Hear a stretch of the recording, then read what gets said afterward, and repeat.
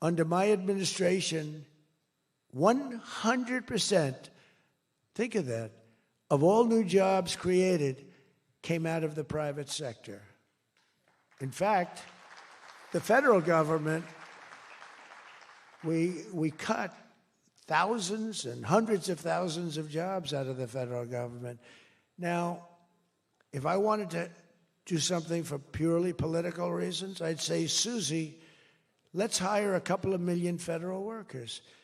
And you know what happened? Unemployment is unbelievable. We don't do that. They did that. They used to hire workers in order to fudge up the numbers. The federal workers.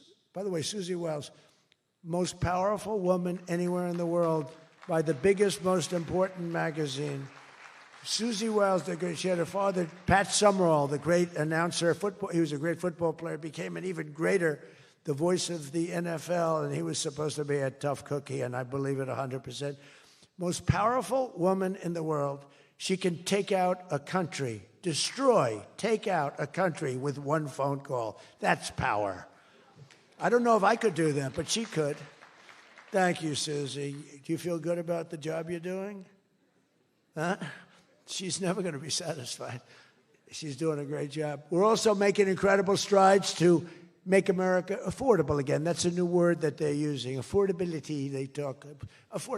They had the worst inflation in history. They had the highest prices in history.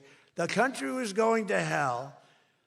The only thing that we're going up in is our stock market, okay? The only price that we really have, I mean, we're bringing prices down, but they came up with a new word, affordability.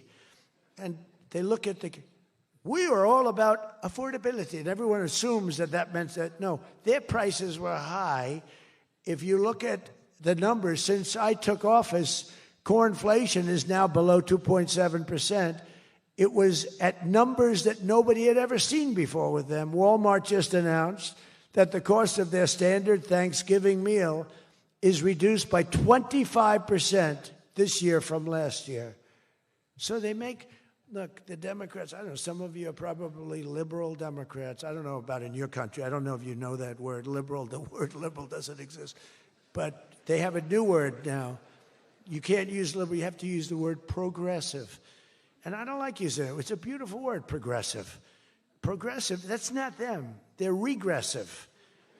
No, they're regressive. Think of it. So if I don't get in, we have $20 trillion. Let's say she gets in.